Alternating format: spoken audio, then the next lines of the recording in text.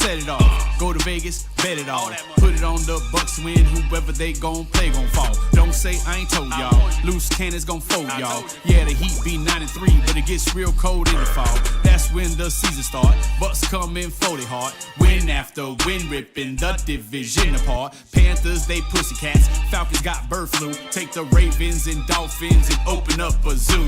Cause one thing's for sure, better than the Bucs, they show lane. No way. And every day in Tampa Bay, we say fuck the Saints. We in Tampa Bay, baby.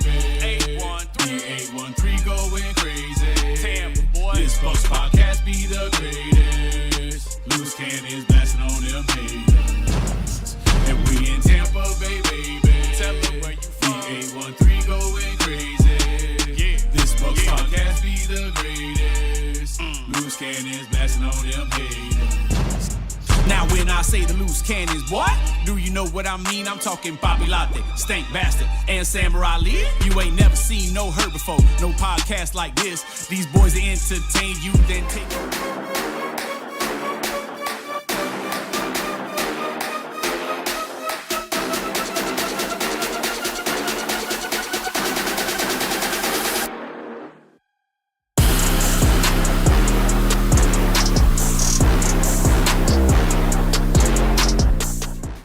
What is up, Bucs Nation? It is Monday, Victory Monday, September 30th, 2024, and you are watching the Loose Cannons podcast of the 813 Network. I'm your boy, Sammer, hanging out with the pale one himself, Stank Bastard. Made it back to Raymond James Stadium after taking the week off last week.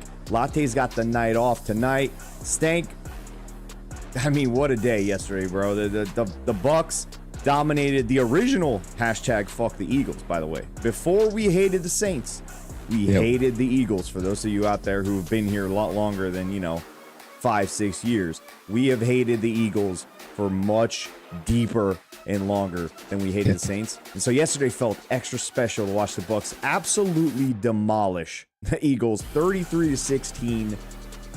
I mean, you look good with those shades on, man. Those are fresh new shades. We both got new Victory shades on. For those of you who are watching who are new, Victory Monday means we wear Victory shades.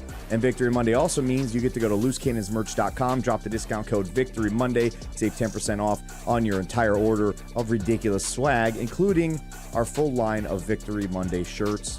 Stanker, what a fucking day yesterday. Your glasses are ridiculous. Can we just start off the show by saying... Let me get a side view. Wow. They are. Those glasses were, I don't even know how, I don't think anybody. Can you see the pattern that's hidden in them? You see the pattern? What is it? Does it say fuck the Saints? Are those custom fuck the Saints glasses? A little Gucci pattern in there. Little Gucci. Listen, yeah. I'm feeling like Gucci today, baby. I got to witness watching Eagles fans melt in real time. They came in like they always do, full of confidence they don't deserve, but they didn't earn, coming from a city they're proud to live in, which is just a dog shit armpit of the city, right? And nobody cares about your stupid Broken Bell city. Nobody. Our founding fathers didn't even care about you. Nobody cares about you, all right? You come into our beautiful town, right? We just got hit with a hurricane. Doesn't matter. Still beautiful. Palm trees, cigars, big tittied women, big tittied men. Big titty to everybody. All right. Everybody. You come to our town thinking that you own the place, and then you just melt like a fucking ice cream cone in the sun. I just got to watch you just die in front of me. And it was so satisfying to watch. You ever just seen something die in front of you? That's how I got to see that. You ever seen a crayon that fell out of somebody's backpack and it sat outside on the sidewalk for an entire day? You're walking home from the bus or wherever, the Sprinter van, and you look down, and on the cement is just this melted wax, just abomination of what used to once be something beautiful, but no longer. Well, this is the same thing, except it was never anything beautiful. Eagles fans melted, like you said, right in front of us. And before we forget, because you did mention the hurricane, we do want to wish, thoughts and prayers and good luck, obviously, and hope everyone recovers, and anyone who's gone through any sort of devastation since that terrible storm. Because a lot of people got affected. You and I kind of got out of it. So, we're blessed. But to everyone else who didn't, hopefully you guys get back on your feet. And if there's any Bucs fans out there who didn't have power, you missed a good one. but there's bigger things going on. And I think that's a little bit why we saw a lot of Eagles fans yesterday, Stank. I think a lot of Bucs fans decided there's just too much going on right now to go hang out at a football game, and it made sense to do it. So I'm not even going to complain. Yeah. And I kind of enjoyed it. The more the merrier, because they all had to leave miserable as hell. So, good for them, I guess. I got to see them get so annoyed by your clap. Just by us cheering, just all the fuck the Eagles chants, fuck CJ Gardner-Johnson chants. It was just a joyous occasion. It was almost like a road game where we shat on them. Man, you don't get many like that. And for those who did get to attend and those who weren't affected by the storm, and I work in that industry. I've for the last 5 days, I've seen 4 days, however many days now, I've seen it in living color what this fucking storm has done to the Tampa Bay area community and St. Pete and the surrounding areas, really the Bay Area. Our whole coast got fucked. It isn't good. I won't really go too far into it. I'm sure everybody here has somebody who's been affected by it. And yeah, man, there's nothing really you can say other than, we've been through this before. You ball your fist up and you keep fucking swinging, just like this team, Sammer.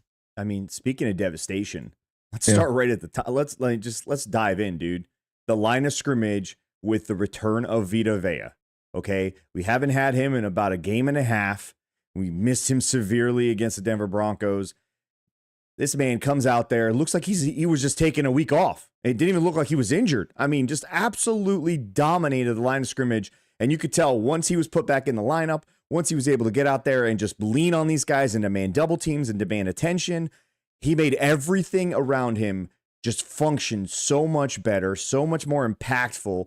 And to see him, Stank, get a sack on the first drive on a third down to get us off the field after the offense had just started fast, went down the field, scored for the first time on the opening drive since, I think, 2022, like week 18, for them to come out there and then hit the ground running on defense with the insertion of that man, Vita Vea. It was just, ridiculous. And the defense was just unbelievable from go yesterday.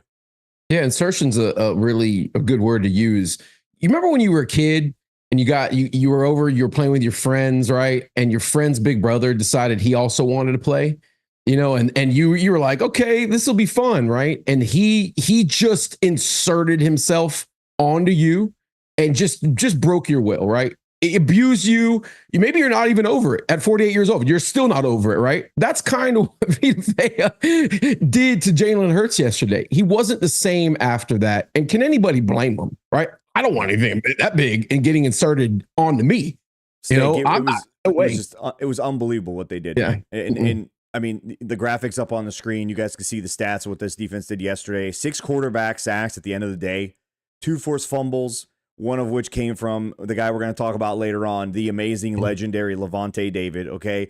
But they held this team without a first down, Stank, until like 6 minutes and 26 seconds left in the second quarter. They had no yardage, no first downs. This was like it was like a complete, starting varsity or starting college football team against the JV squad of a high school. Like, it was just that lopsided. They couldn't do anything. It was almost the opposite of the Denver game. Yeah, it's like, where was this? Yeah, it started up front. They couldn't run the ball.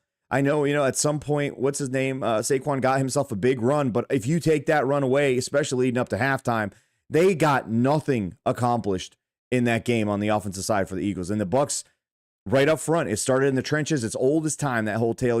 It's cliche as fuck. We say it every single week, Stan, because one of my keys to the game on the show that you skipped. Dominate in the trenches. You win up front, both sides of the ball. Usually you have a pretty good chance of winning the game. And they set the tone, dude, just from that first drive. And then, like you said, Vita Vea landing on Jalen Hurts and reminding him that, hey, I'm actually playing in this game, buddy. I'm here. Yeah, it was off. It was off, right? Once that happened, it was game on, dude. It was awesome. And of course, Todd Bowles had him rushing from outside 9. Like, it's just an insane man out there taking advantage of a limping offense. That's what you do right there, right? We've seen No, I had no idea who any of the players on the Eagles were outside of Jalen Hurts yesterday. Who were? No idea who he's throwing the ball to. No idea. Nope, not even. I've never heard of one guy except for that stupid tight end that beat the Saints. Thank you for your efforts, sir. We appreciate it. Hopefully, you got some fantasy numbers for your fantasy owners. I don't know, but outside of you two, didn't know a single person up there. And Todd said, "Yeah, I'm not going to let this dog shit offense move the ball, not even a yard. How about negative fucking 3 yards in the first half? How about that?" That was crazy. And so I think we have to give a little credit not only to Vita. Obviously, we got to give credit to Todd Bowles. Okay, you don't put on a performance like that without a mastermind behind the scenes, getting these guys prepared, putting together a game plan, and then having the guys execute it. But how about Jordan Whitehead? We've talked about him a lot leading up to this season. We talked about him throughout the season. But to have a guy like Antoine not play in the game, not be there for a few weeks now, but to have a guy like Jordan Whitehead who's almost like him. Now, obviously, he's not Antoine, but his IQ is there, his understanding of the defense is there, his responsibility is there, and being able to kind of direct the other guys on the field, for them to not miss a beat, for them not to have, obviously, a game changer, but also not fall apart, not give up big plays. I mean, those guys executed that game plan to perfection, like we saw against the Detroit Lions, but against a team like this, thinking when you have a team that's limping, your job is to absolutely step on their throat, make sure they die as they limp. You don't give them any hope. And when we were seeing it was 14-0, and then it was 21-0. I looked at you and said, they get one more, and this game is basically over. You cannot give them hope, and they just continued to pummel them. It was just, and the defense was fun as hell to watch, dude. It was just dominant. It just as the Eagle fans, they had a glimmer of hope, right? And you start to say, you know, they score right here. This is a game, right? Lavonte David. Just Lavonte David. What else do you say but Lavonte David? Just put his arm around us and he said, I got this, right? Let me just rip their fucking hearts out. And he did that. And that was pretty much all she wrote, right? The dagger was in. He destroyed any hopes that they would have of making this into any kind of competitive game. Sigh of relief for all of us, I'm sure. And just who better than Lavonte, bro? Who better? The guy is there's not really words for how much he means to this franchise, this current fucking team, and the fact that he's doing it at such a high level. Yeah, and the entire defense showed up. Lavonte set that tone with that sack after following up the sack that Vita had. But man, Logan Hall played well.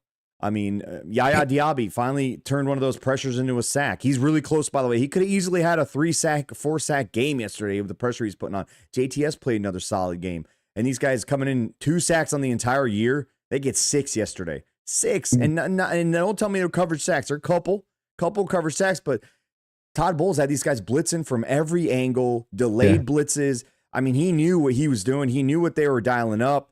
Just like we keep saying Sean Payton has Todd Bowles' number, it seems that Todd Bowles has the Philadelphia Eagles number.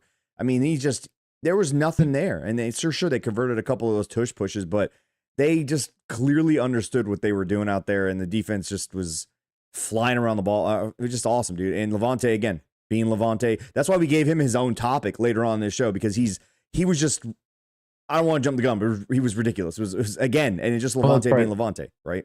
Topic. I'm sure I already ruined the topic. Just like I always do. A topic ruiner. I'm a serial topic ruiner, and that's okay. It's okay. I don't even know there are topics until you tell me that I'm stepping on topics. But listen, it was almost sad. Like, I was like, look at him. Look at that tush push, man. They're really good at that. Yeah. And I really, for a second, I was like, God, that's all they got. That's all they got. Right? I think their tush push percentage was better than their 3rd down and 4th down percentage on the day, honestly. But speaking of 3rd down percentage and clicking, dude, I mean, how about Liam? How about that game that Liam Cohen called after last week? Okay, after all the shit that we heard about Mike Evans didn't get enough targets, Baker Mayfield looked terrible, didn't set up Baker Mayfield to do well. Baker needs to play better on top of that. Didn't understand how to take what the defense was giving you and deal with, the inefficiencies on the right tackle, all that. Liam comes out there and calls this absolute gem of a game, gets Baker into the rhythm of the game without forcing the issue, keeping him calm. He's been excited the last few weeks at the start of the game. He comes in there, he gets Baker rolling, gets the offense humming. They make it a point to get Mike Evans the ball from the jump, dude. And the quick little passes that they were doing into the flats, getting, they had that flat route in 3 or 4 different forms on that first 2 drives, probably 8 times. It was, and you could tell what they were trying to do: get the ball out of Baker's hands quickly. I think it was the second fastest he's ever thrown the ball out this season, 2.2 seconds. And they were just clicking, dude. And it was a fast start, like we just talked about earlier. Fast start, another key to my game on last Thursday show. Fast start, and they click. First drive, go down there, score. Defense, they hand them the ball.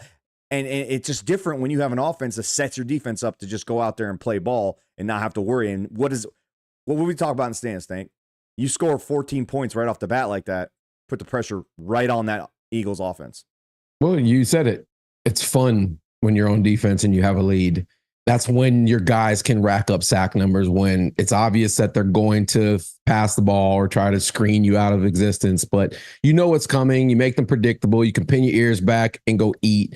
Todd is a wizard when he has a chance to bring all these crazy pressures from different places, even when numbers aren't in our advantage. I'm sure you guys saw Baldy's breakdown. We're rushing 4. They have max protect. There's 2 guys standing in the middle, blocking nobody because you don't know where the pressure's coming from. That's when you get to see Todd Bowles at his best, right? When he can do those types of things. And we're still missing our best pass rusher. Let's not forget Kalijah Cansey. Hopefully that calf, that ankle, whatever the fuck it is. Why are you talking about the defense? What do you mean? Why am I talking about the defense? You brought up the offense, but I didn't get a chance to talk about what you did. And all right. Offensively, Liam, he's a nutcase, bro. Like, first of all, the RPO on 4th down, ridiculous, bro. The fucking balls of that guy to call that. Just continuing to pass the ball when we have a gigantic lead, right? That wasn't enough. He wasn't going to sit back and play to our disadvantages, play to our weaknesses, right? He wasn't going to try to pound the ball, knowing that we really, we're kind of outmatched up front, missing our right tackle and just haven't had that type of run game. So what did he do? He continued to do what they couldn't stop the entire game, and just hit him with that quick passing game shit. Regardless of whether it was risky or not, he didn't give a fuck. And that's what you love. They used that quick passing attack to basically set up the run throughout the game. I don't think they handed the ball off that many times in those first 2 or 3 drives. We scored the first 5 drives straight. Okay. Yep. That's impressive as hell right there. And again, that puts pressure on the other team. They have to abandon. People asked Sirianni after the game, how do you only give the ball to Saquon 2 times in the first quarter? And his answer was, well, we were going 3 and out. And as you go 3 and out, the other team's scoring on 5 straight possessions. At some point, you can't afford to hand the ball off. Plus, you're handing the ball off into a defense that's just absolutely eating it up. So you're running into a brick wall. You're wasting it down. So it forced the Eagles completely out of their comfort zone almost immediately. But that quick passing game, Stank, they said, you know what? We can't run the ball. Instead of just doing this to do it, let's just use this as a running game. Quick passes outside of the flats, the running backs. Quick passes to Trey Palmer, even to Cade Otton, Mike Evans, Chris Godwin. All these guys they threw the ball. I believe Baker had the ball at some point to 8 different receivers in this game. Sterling Shepard. One pass. Sterling Shepard down the field. But in that first quarter, they really looked like they said, you know what? We're going to use these small, quick passes as the extension of the run game. And then later on, we'll set it up. We'll spread them out. The defense will have to respect what we're doing and have to adjust. And then we can run the ball. And then when they finally did run the ball, they went away from what the offense couldn't block very well, which is that zone scheme. They started doing gap runs, sweep, a little bit more of that counter action type of stuff to where you're getting misdirection using the defense's pursuit against them. And lo and behold, look at that.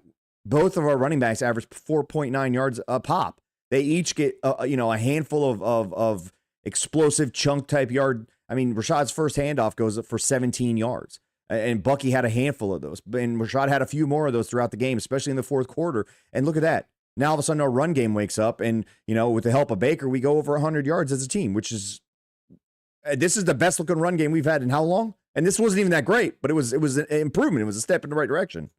Yeah, it's by committee with a fairly weak interior with Bredesen and Cody not being the best or most physical guys up front, and then missing, key piece and Gadecki. But yeah, man, I mean, they knew what they did wrong last week. They weren't about to sit back and let Baker be under duress and let them hit us with blitz after blitz after blitz.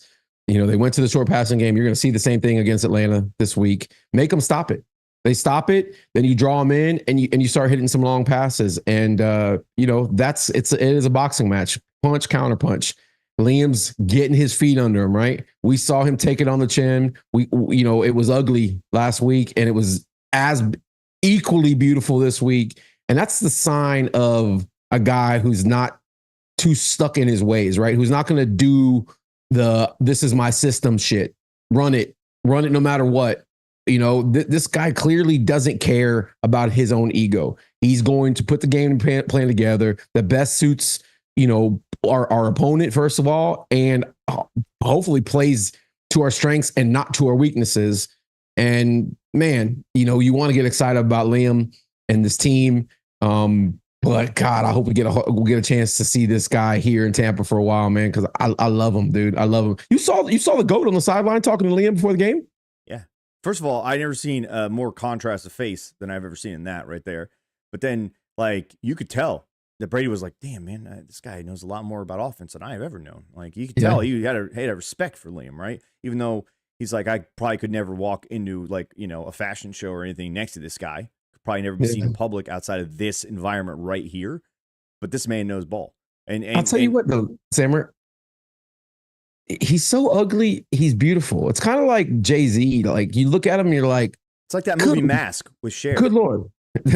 Yeah. At the end of that movie, you look at that big, weird face. You're like, I want to kiss you. Maybe you think, I don't know. Maybe you think that. I don't know about that, but I will say, okay. I will say that quick passing game, you saw them kind of use it in that third and fourth quarter to set up over the top. And Baker had a shot. Probably the only bad throw he had all day was that one that he threw short of Sterling Shepard, where he probably should have just pumped it a little bit and then gone over the top. He probably has a touchdown, but he didn't throw it in the right spot. He threw it, kind of on the back shoulder, should have thrown it up here. Ends up getting probably another touchdown. We could have scored 45, 47, 48 points yesterday easily if we didn't have a couple of drops, didn't have a couple of, I don't want to say bad throws, but maybe some misses down the field. But man, don't tell me that Liam's calling these plays not anticipating the Falcons watching the tape and understanding, we got to take this away. And all of a sudden, you're going to get those pumps, you're going to get those goes over the top, and now you're going to get those double moves. You're going to set this defense up to maybe get a couple of big chunks and easy scores in Atlanta.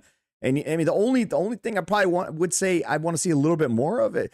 10 carries per running back, a little low. I don't know how lathered up a guy can get, especially going into a road game now. I feel like you're going to have to lean on those guys a little bit more to get, get that game clock running a little bit more. Get out of that, get out of Thursday Night Football game. But we'll preview that later. But get out of a foreign environment with that clock running as quickly as possible, and in and out and get the W and roll. But yeah, man, they were just clicking, and we haven't even touched on Baker. We haven't even touched on Baker, dude. I mean, guy looked amazing. I mean, to bounce back from last week to that. He was just 12 of his first 13 passes, two touchdowns, and then he has that little RPO that you talked about twice already. I mean, he was on. He was on, dude. He was set. He was ready to go. He just started hot, and the team fed off of him, man. It was awesome. They did. That's the crazy thing. When Baker's playing like shit, the team plays like shit. When Baker's fucking locked in, throwing lasers. I mean, the pass to Palmer was. Show me a better pass. Can't do it any better than that. Just ballsy. He had a handful of those, Stank. He had a handful of these just tight windows. Yep. Yeah, we didn't know how he was going to respond last week. He fell apart, started to feel the rush. Didn't look comfortable back there. I think he sucked it up this week. He probably was as critical as we were, and he even said so in the press conference beforehand. That he kind of lost his nerve a little bit. He wasn't going to let that happen this week, man. Just came out with something to prove. We jumped on them real quick, and it was them who were falling apart. Jalen back there not at all comfortable, and we dictated the pace of the game. And fuck you, Cali Bucs. You're not my head, all right? And I know you do want to kiss me because I'm beautiful, but fuck you anyways. Stank if he's looking in the mirror, he's asking. Yeah, exactly.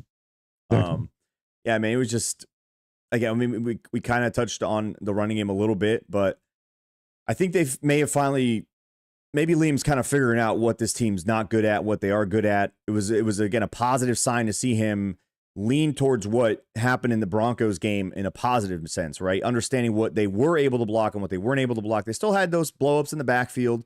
Can't have those too often in the season, especially against better opponents. Not to say that, the Eagles aren't a better opponent, but, against a team like the Falcons, you're going to have to limit that. But I think he's now understanding what his guys can and can't do. He understands how to utilize, Bucky, and he understands how to utilize White and how to kind of, interchange them. Like I said, I think I still want to see a little bit more touches for both of them. Didn't see many screen passes again. I don't know if they're holding that in for, the rest of the season and duration, not to kind of shoot too much at first. But, I think they may have found a recipe in that run game right now, Stank.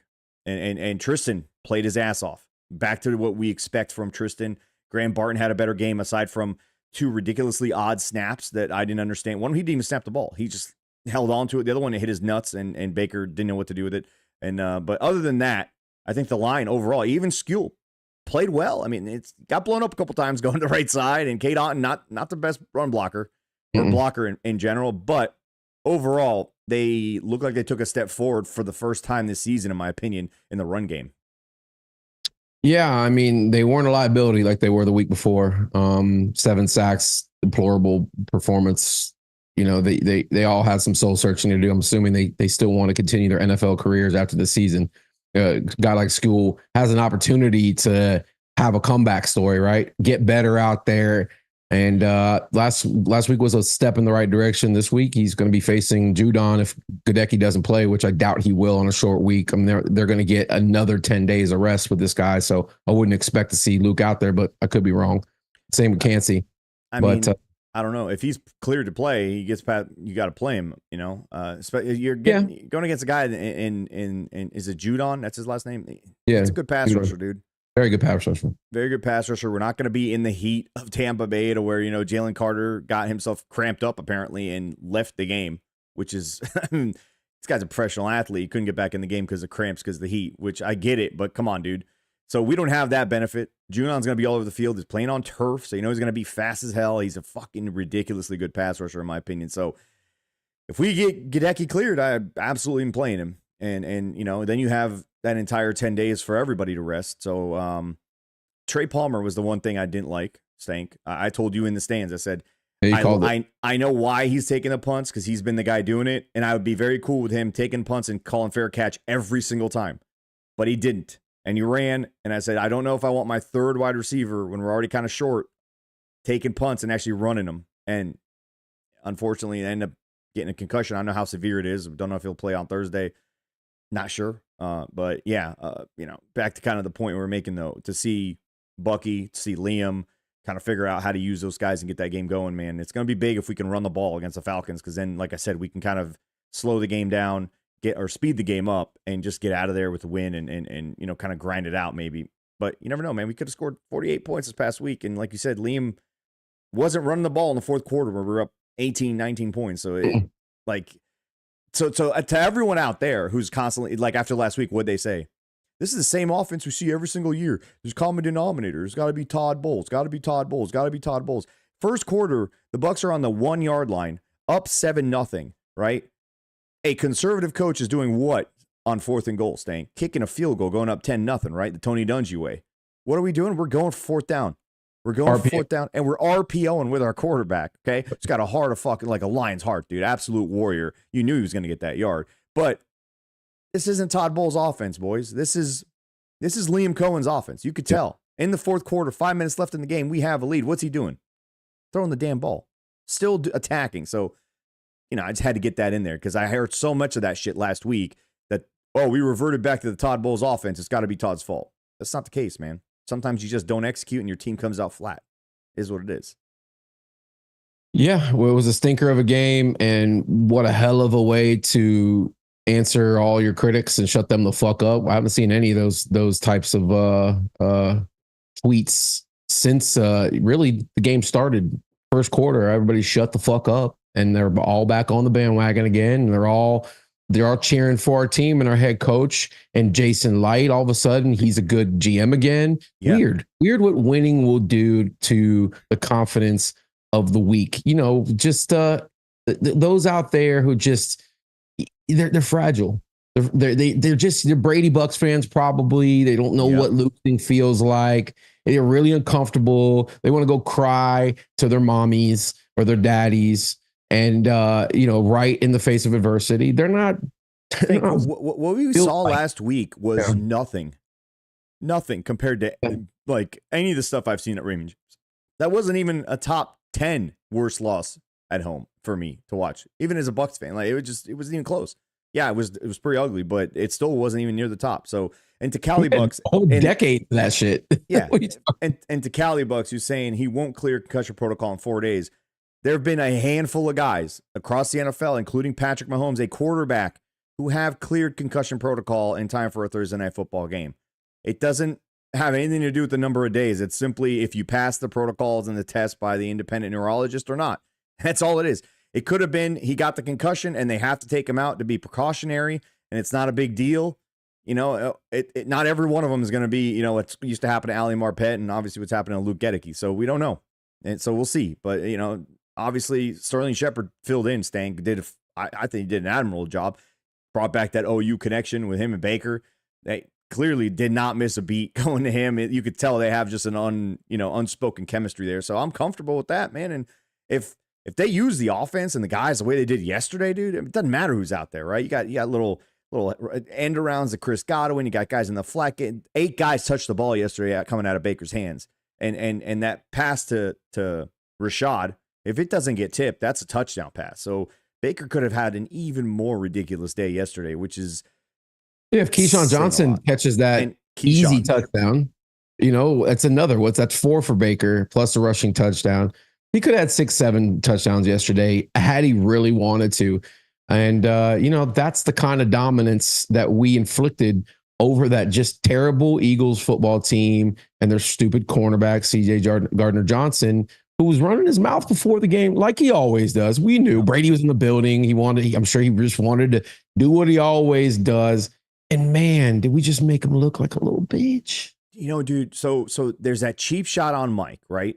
And in the NFL, these guys are in a fraternity. There's an unwritten respect and rule, you know, that goes along. You know, hey, we fight each other. We're warriors on the field, but there's still this unwritten, you know, expected level of respect that we're not out here trying to hurt each other. You know, we're all on the same team. It's us and the owners, you know, that whole thing. And that was a cheap shot. And Mike kind of walks off the field going, dude, like, what the fuck, dude? Like, what? Come on, dude. And you can see his gesture saying, like, come on, dude. You know, that was not necessary, dude. Come on. And then out of nowhere, CJ starts running his fucking mouth, like always. And Mike's gingerly trying to get off the field. He starts running his mouth. And a lot of these other guys have come over to say the same thing to that corner who hit Mike. Like, hey, come on, dude. Come on. Tristan Wirf's right there. All right. Yep. Mr. You know, bouncer at the club, the, you know, bodyguard of everyone on this team. He starts saying something and CJ starts yapping at him. And so he's like down here on him, right? And he does that stupid thing where he stands up like this on him, crosses his arms right down, and Tristan just looking down at him. And you could kind of feel like you could sense that he was laughing in CJ Gardner's face, right? Yeah. This was already after he got his ass whooped by Mike on the first fucking drive of the game. So I thought that was absolutely, like, I kind of wanted in that moment, Stank, to see Tristan get a 15-yard penalty. Just you wanted to see him like Hulk smash him, just pick him up and just be like, just one shove, he would have flown him into the stands, right? Into the end zone where the Bucs fans were, into that stupid flag that they usually put up, you know, covering all the fans up. Apparently that flag stinks, by the way. But yeah, it would have been, it was just comical. And wait, again, what? The flag smells? So you know when they you know, sheath that giant flag in the end zones and they have all the fans hold it and they shake it up and whatnot. Mm-hmm. I've heard from multiple people that are in that section that they don't wash that flag, apparently. It just stinks. And so nobody likes being under that stupid thing while it's happening. So we're all like, yeah, everyone's cheering it on. The Bucs, you know, terrible PA system is like telling us all to cheer it on. And, you know, they're doing whatever the fuck chant's going on in there that's absolutely mistimed and terrible. And everyone under there is like dying, apparently. Like they're appreciating the shade, but it stinks. So they're like, we'd rather die than smell whatever this is. So yeah. I'm okay with that, honestly. The Pirates don't wash their flags. You know, I was surprised to hear that Baker changed his pants at halftime, right? I mean, that's kind of... Brad Johnson approves that, yeah? But whatever you got to do to win in this league. If that means changing your pants at halftime, you do that. His numbers were better in the first half with the first pair of pants and kind of fell off in the second half. So maybe he'll think twice about doing that next time. You should start the game with unwashed pants is what you're saying. I personally, and I think everybody watching this show right now knows, I wouldn't wash my uniform the entire season. I never really did. Listen, throughout my entire high school career, I never changed my PE clothes, not once. They were the same ones at the beginning of the year as they were at the end of the year. They never saw a washing machine. You were also a coach at some point, right? Little League coach. I was. Yeah, so I was. I'm assuming you also didn't wash anything you wore as a coach, right? No, if it wasn't for my wife, I wouldn't wash my linens, my sheets, my towels, maybe eventually. But I mean, what for? Ultimately, the soap's doing the job, right? And if I have to get out and air dry because that towel doesn't look very good, I'll do it. I'm not opposed to that. I'm not like you guys. I'm one with nature. I'm not afraid of it. I see that. All right. Yeah. Somebody in the chat made a comment about, where was it? Which was it? The chat is amazing, by the way. I was gonna say, we got 135 people. We should have 135 likes. Yeah. So hit that like button while I am remembering to tell you to do that. And if you're new to this amazing show with these brand new graphics that were fucking popping up on the screen all the time, by the way, how about you hit that subscribe button? All right, let's add to those sub numbers. Let's unlock some more features. Let's get to 10,000 by the end of the season. I see no reason why. I mean, look at these shades alone deserve 5,000 subs on their own, right, Stank? I mean, yeah, one sub for each dollar they probably cost. Wow. Listen, speaking of somebody that is worth, his weight in gold, how about the man, dude, the myth, the legend, Lavonte fucking David. You touched on it a little bit, and I kind of cut you short because I wanted him to have his his own topic. Okay, Lavonte David just had a Lavonte David day at, I don't know, like his 20 millionth season in the NFL. Somehow hasn't lost a step. Reminds me a lot of Derek Brooks in that. And then he hit 1,500 career tackles yesterday to match only one other person in this franchise, Derek Brooks. Okay, so I mean. And I of all the great shit that happened yesterday, you could argue that he had the play of the game, right? Because they were sniffing around. They were getting close again. They could have gotten back in this game sooner. And what happened, Stank? You called it. You described it already. Just sack fumble. Lavonte flying through. Had 2 sacks yesterday, by the way. Just caused that fumble again. I think he leads the league since he's been in the league at forcing turnovers. And just, I think it was like 30 something, 20. Somebody in this chat, look it up. Just another forced fumble for Lavonte changes the game, and we go down and score. So just massive moment there. Sometimes dad needs to step in. The kids are just not getting it done, and dad needs to step in and put a little belt to ass. And that's what Lavonte does from time to time. The kids are out there playing. You got young guys out there doing the thing. Everybody's having fun. But sometimes you got to get serious, and that's what Lavonte did. For those of you who are, grew up with your fathers and like Cali Bucs, you got to have a big, beautiful male role model in there, and he's going to show you how it's supposed to be done. And he did it last week, by the way, a game we had no business even thinking about winning. Lavonte David almost pulled victory out of the jaws of defeat, because just that's what greatness is. That's a Hall of Famer. You're seeing it live in living color right before your eyes. Don't take it for granted. As a kid who grew up with just dog shit players at every level for decades and decades and decades, never having any hope, never seeing what greatness looks like on your own football team, I don't take it for granted. Lavonte, Mike, probably Antoine at some point, because he's just that special. If he can sustain his level of play, those guys don't come around that often. And probably Baker, honestly. So you could kind of sense that the defense was having a bit too much fun, right? And you kind of called him dad of the defense. And, when there's too much fun, you're upstairs, you're working in your office as a dad, and you hear there's too much fun going on downstairs. Yeah. They're not really doing anything you don't approve of. They're not fighting, they're not breaking any rules, but there's just too much fun. And what leads to trouble is too much fun, right? And so sometimes you got to come down there and just yell. Just yell, be assertive. Make sure everyone remembers that there's dad. Oh, dad's still upstairs. Okay, cool. So we can have fun, but we need to watch out. We need to make sure this fun doesn't go beyond just fun. And that's what he did with that play, Stank. He jumped in there and he started yelling at everybody basically right after fumble too. And they're like, oh yeah, dad's right. We were having a bit too much fun there, and they got close, and we were having too much fun, and now it could have been disastrous. But dad came in here. Dad saved us again. Took a little belt to their ass, right? The defensive guys, a lot of youth on the defense. And next thing you know, we're rolling again. So it was necessary. That's one of the greatest things you've ever said on here. Lavonte Dad, we should call him from here on out. Lavonte Dad. Sometimes I come up with good ideas. Crown, Daddy David, Crown. I'm smoking a hand rolled Ybor special from Long Ash Cigars in Ybor City. Shout out to the 813 Ybor City and all the hand rolled cigars out there. This is a nice little Maduro.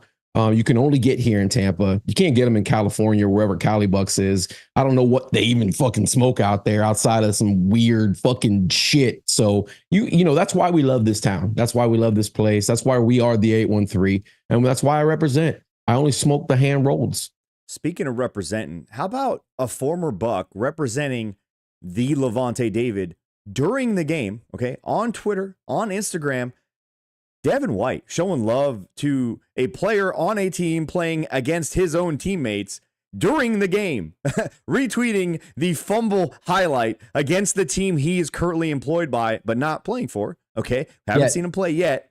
Okay, haven't seen him play yet, okay? Yeah. But how about Devin White showing Lavonte love during his team's game? I mean, unbelievable. I mean, I kind of want to respect him again because of that. I just want to say, you know what? He understands. Yeah. He's like, you know what? I don't care who I'm playing for. This guy's so great. It supersedes all of that. It's like, fuck my teammates. Lavonte David, he's a legend. I guess I'm easy. I don't know that interaction yesterday. The fact that he was out there cheering on his team. Really, this is his team, right? They don't. He's a Bucs fan. You think?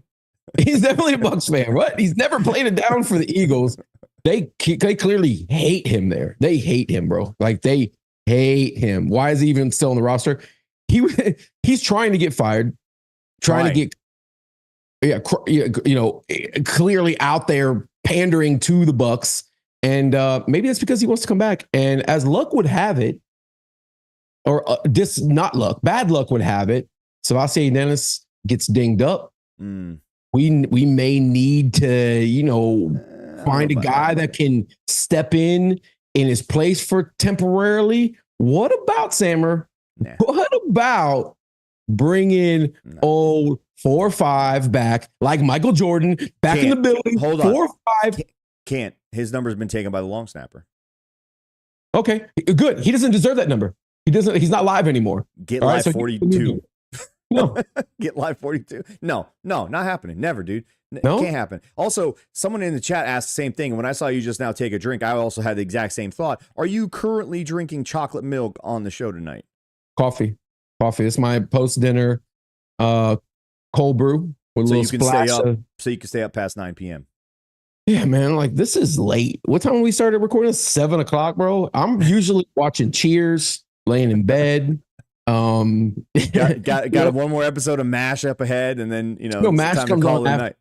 MASH comes on after Cheers. I watch a couple episodes of MASH, and then by the halfway through the second episode of MASH, I'm out. You're in and out. Yeah. Are you a 4 o'clock Matlock guy? Are you 4 p.m. Matlock and dinner guy? Not usually. Depends on what I'm doing for the day. I mean, I'm up real early, Andy like Griffith? Most old people are. Andy, what? Who doesn't? You're an Andy Griffith guy. Hear the whistle? You stop. Whatever you're doing, and you watch fucking Andy Griffith. Okay. Lassie hopefully comes on at some point in the day, right? And then Wheel of Fortune. I could see you though, propped up, feet up. Most people falling asleep during the Masters, but you're just snoring away, and in the background.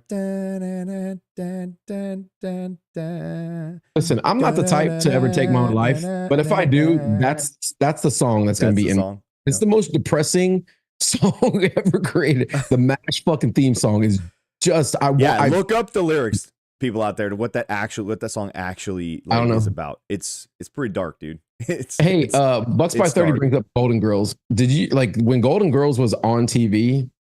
Those women were like in their fucking 40s. They weren't even, what, really?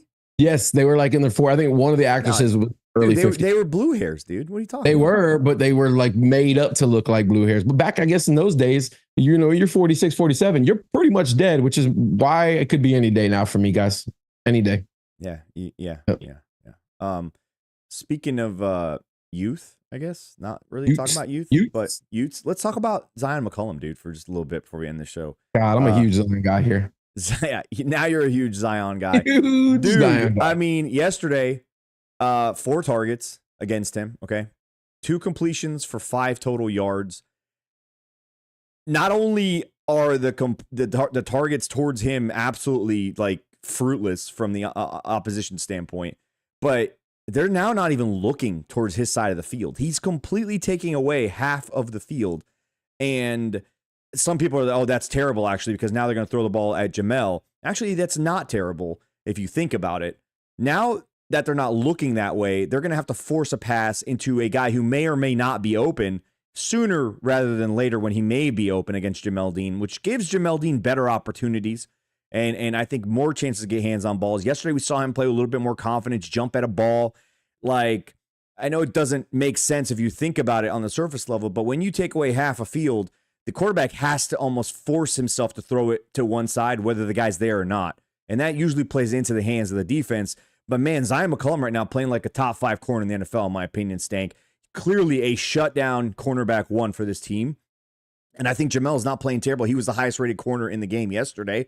So he's coming back around. But I think that's also a little bit of a byproduct of seeing the other guy across from you playing to a level you want to play, you want to match up to it, right? And then like a little bit what I said, where they're kind of forcing the balls towards Jamel at this point. But man, Zyon McCollum right now, dude, could argue he's defensive player of the year for this team at this point. Definitely. And speaking of can't catch the bean, Jamel Dean kind of looks like a baby horse. You ever seen a baby horse when he comes out? You know, he doesn't really know, like, can't really get a feel for how his arms and his legs are. He's an athlete, right? It's a horse, but for God's sakes, right? That horse can gallop, right? Not immediately though. Not immediately. Jamel's just been a baby horse his entire career here. Once in a while, you'll see, hey, that could be a world-class horse at some point. But for the most part, just stays baby horse. Not really sure what to do with his hands. You know, when the ball comes, I don't know. That's a tough one. That was a tough one, though. That was a tough one.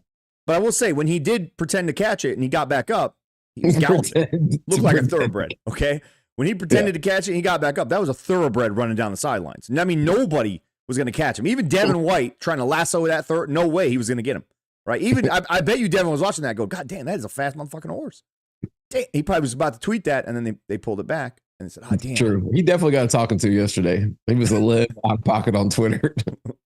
Hey, whatever. But listen, Zyon McCollum, dude, surprised by some people are surprised. I'm not surprised, but I am surprised at how high of a level he's playing at. I didn't expect him to be terrible. I thought he was actually going to play well because of the confidence of the guys talking about him. Todd trusting him, all that. Todd, played DB in the NFL. But the level he's playing at, dude, is unbelievable right now. Nobody's competing against him. He's setting up the quarterback. He's seeing exactly what's coming at him as it's happening in real time. He's anticipating what's about to come at him. He's clearly been studying the playbook. He understands the game plan week in and week out. He's executing. I mean, it's ridiculous, dude. We have a cornerback 1 on this team, and he's athletic as hell. He has makeup speed. He's got hands, dude. He's got ball skills. Which, me and you, we're huge fans of anyone who can get hands on balls and has ball skills. And this kid, ball skills through the roof. The first thing I look for when I'm out there scouting, and then you will usually text Jason during the Senior Bowl and that kind of stuff. I'm out there looking for ball skills. Can you maneuver? Can you handle the ball? Right? Are you comfortable around the balls? Dean, not comfortable. He's got other measurables. I'm sure his RAS score was off the charts. Not good with balls. He's got length. He's got length. He's got some length. And back to Zyon for a second. Just imagine for a second, right? Your twin brother, right, would be the good twin brother because you're clearly an evil human. So he's on pause. Right. For a second. Between the two twins, we agree. Zyon is the evil twin. You want the evil twin on your team, right? You don't want the good twin. You want the bad twin, the one who's going to try to. Got the bad twin. Okay. All right. The one who wants to lock up the other twin in an iron mask and keep him hidden away, right? There's a lot of pressure. There's a lot of pressure on the good twin. Right? Because the bad twins out there just taking the league by storm, right? Everybody's talking about him. The next great corner, Zion Island. I heard somebody on this podcast say just now. Mount Zion. Mount Zion. You listen, Zion. And then you're the stupid twin on special teams. All right. And nobody really cares. Nobody knows who you are. Right. And then you push a guy into your own kick returner. And then, you're the reason that the House of Cards just fell. That was him. I'm pretty sure that was him. Can somebody in the chat room right now who actually knows about football confirmed that it was Zion's twin brother that caused the punt, our gunner to get pushed in to the punch returner. Anyone. So the good Zion made a bad play. He's feeling the pressure from his evil twin on the other side making Claim plays. Slammer says confirmed. I'm going to go with Claim Slammer. Yeah, I mean, with a name like that, why would you not trust anything that man types, right? Confirmed. It was not. Everyone's saying it wasn't, but Claim Slammer's saying it was. Chuck Huffmaster says, my ex wasn't good with balls. That's why she's probably your ex, right? That's why it's your ex. Or he. Listen, you can't trust. If Callie says something in the chat room, first of all, he doesn't have electricity at his house, from what I understand. So he read about the game in the newspaper. Jimmy B wants you to know that you're a dumbass, by the way. You don't know if what he's saying is true. So I trust Bucs by 30. That's our friend Zachariah. He said yes, it was him. I think he said that. Bucs by 30, who's extremely disrespectful, says 15 no's and you go with the only yes. Bucs by 30 doesn't like. Dude, listen, these glasses are heavy. I ain't gonna lie. Like I keep moving them, but these are. Bro, it looks like the heavy. windshield for a UPS truck. Honestly. So what you don't know is on this lens, I have all the stats of everything I'm looking at right now. So I can see the chat. I can see your weight, your height. When you inhale, I can see how much smoke you're inhaling inside of your lung. Like I'm getting a full read. Do you know like when my death date is and shit? Is it that fucking sophisticated? Yeah, but I have a responsibility that I can't possibly tell you that, right? Because that would, Would you want to know? If you're in the chat room right now, if Sammer could tell you when you're gonna die, would you want to know? Yes or no? I don't know. Anyway, Stank, listen, great game. Okay, we got a short week ahead of us. Okay, we got Trey Palmer nursing a concussion. Might be severe, might be not. We might see the return of Luke Gedeke. All right, we don't know. The Bucs did cut a defensive lineman apparently later this afternoon. Could that mean Kalijah Kancey's coming back? Last week he was in full sprint, working with the trainers on the side. He was doing a little bit more action. Looked like he's pretty close. If it's not this week, it's probably right after this next little mini bye. But could he be coming back this Thursday? Division game. Could that have been the one they circled from the get-go when he got injured? Of let's get him back for the first division game. Saying the Bucs have an opportunity right now at 3-1, leading the division currently with the Saints underneath them who've already lost a division game. We haven't lost in the conference and we haven't lost in the division. We haven't played, obviously. But they have a chance in the next 2 weeks here to take a stranglehold by beating 2 division opponents, right? And keeping them not only below us, but giving them division losses, gaining division wins. I mean, this team has an opportunity. We call this the gauntlet of games here, this like 5-6 game stretch. But man, if they play like they did yesterday, they could beat the Saints. They could beat the Falcons. They could beat maybe the Ravens, okay? Physical team. But they could play with anybody in the NFL if they can play the way they played yesterday, in my opinion. Bro, I didn't watch the Falcons Saints game, but from all accounts, it was like terrible. It was like a pillow fight. It was just a dreadful. The Falcons didn't even score a touchdown. Somehow they won that game. That's how ugly that game was. So I mean, didn't we know that this was going to be all bark no bite with the Falcons team? Yeah, I mean, anything could happen. We lost to a shitty Denver team with a quarterback who doesn't belong playing in the NFL yet. So anything can clearly happen. They could wake up and just be. Denver has a good win yesterday, Sting. Denver has a good win yesterday against the Jets. They look like, hey, maybe these guys aren't that bad. I'll say they do have a defense that's going to keep them in games. And that's the only reason the Saints are in games is because their defense sometimes can play well. Their secondary's halfway fucking decent, even though they have just a terrible fucking pass rush. But the Falcons, who knows? A bunch of guys just kind of thrown together, underachievers. You got Pitts and Kirk, who we just destroyed last year in the opening game. Not only that, man, you got offensive line injuries, okay? Yeah. You got some unproven guys at wide receiver, but I'm confident in our corners and our secondary on top of that. So you got a weak offensive line. You got Vita back. You got these guys kind of humming a little bit, coming off of a 6-sack game, okay? And listen, Jalen Hurts can move. The guy can move around. He can use his feet. He had a couple where, we didn't keep containing. He moved out of the pocket, made some plays. Kirk Cousins is not doing that, okay? So you got a sit and duck back there. Okay, with a team that now understands how they're supposed to play every single week. It is a short week. We're traveling, not that far, though. This is like a bus ride, okay? I think the Bucs come out there, punch that team in the mouth, start fast, going against a running back who is not as good as Saquon Barkley, an offensive line that is not as good as what the Eagles have. Okay, and then you take away the injured guys on top of that.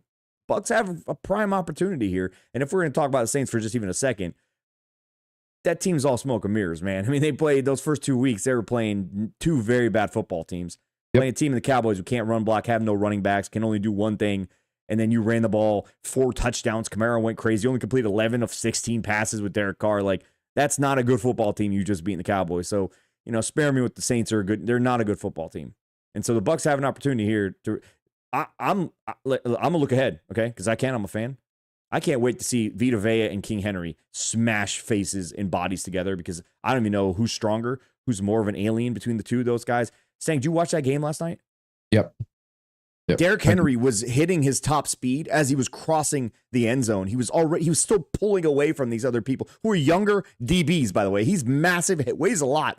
He didn't even realize he hit the end zone. He was still gaining speed and going into the end. I was like, what the fuck, dude? This guy's not human at all. No, I'm not going to look ahead, but I think we match up well against the Ravens, to be perfectly honest with you. This game, the division game, you don't know what you're going to get, right? Raheem, he finally gets to face us, so there's a little incentive there. I'm sure he's going to have those boys all riled up and ready. They're excited because Young Ho defeated their rival, right? So maybe who doesn't get excited over Young Ho? It depends how young, honestly. There's got to be a level where you can't get excited, but that guy you can get excited for. And I was excited to see that Young Ho out there for sure do his job. This week, though, no. We hate kickers, generally speaking. There's not a kicker that I've ever seen before that I like, except for Matt Gay. But he broke our hearts. So Matt Gay ain't a kicker, though. That dude was just a stud. That guy was an athlete, man. An athlete who accidentally kicked the ball one day, and they're like, hey, that was pretty damn good. Remember, he told us he just walked on to his high school team. Next thing you know, he's getting offers to play at every major college in the entire country, right? So, yeah. And and plus he was a gorgeous human being too. Remember that first time he was on the show with us, dude? It was unbelievable, man. Unbelievable. Dude, Matt Gay might be, outside of me, the most handsome guy we've ever had on this fucking show. And we've had some lookers on this show. So whatever. Sometimes you imagine him with these shades on. I can actually. I can, and I will later. Wow. I'm gonna package these up and I'm sending them to Matt Gay. All right, I'm going to FedEx him out there. Pretty sure he still has that address out in Utah somewhere. But somewhere. Yeah, now he's in Indianapolis, right? I believe he's nursing a hamstring injury. Possibly. I don't know. Haven't checked in with my boy. I should probably do that. Anyway, hey, hit that like button, okay? Leave us a comment on people did not like my comment about Zyon being Defensive Player of the Year. I'm sorry. Okay, him and Lavonte. Sure, okay, that's fine. I'm sorry. If you guys disagree with me, great. Put it down in the comments. Leave us a comment. Make sure you guys also head over to the 813 TV, our sister YouTube channel, where we will eventually be transforming over to, transferring over to on that YouTube channel. Make sure you hit that like button over there on some of those shows and subscribe over there. And if you are new to this amazing production, make sure you hit the subscribe button so that we can unlock even more features and member type stuff. We're going to come up with some cool members only shows and pods and features. How about members only jackets? I don't know about that. So, if you guys do want to be members, hit that membership clause. If you want to Loose Cannon's members only jacket, make sure you become a member, because only you then might get a jacket, or you may not get anything. We promise you. It's always a gamble with us. Always. Bucs by 30 says Sammer's making too many references to those glasses. I bet they're paying him. I wish that was the case. It is not, though, unfortunately. For now. At least for now. I've referenced them how many times, though? They're going to be calling me. Eventually, they're going to be emailing. Yeah. So, anyway, hit that like button. Hit that subscribe button. And we will still be doing our Thursday night show. So, it's going to turn into a pregame show. We're going to be on here 7 o'clock Thursday night, getting you ready for Bucs, Falcons, Thursday night football on Amazon Prime. Okay? Yeah, Amazon Prime's paying me to say that. So, Amazon Prime. We'll have the Thursday night football game for the Bucs and Falcons on Amazon Prime, where I'm going to get you ready to watch the Bucs play the Falcons on Amazon Prime. On the next episode of the Loose Cannons podcast on Thursday night, leading you up to the game with the Bucs and the Falcons on Amazon Prime. Wait, Go Bucs. What?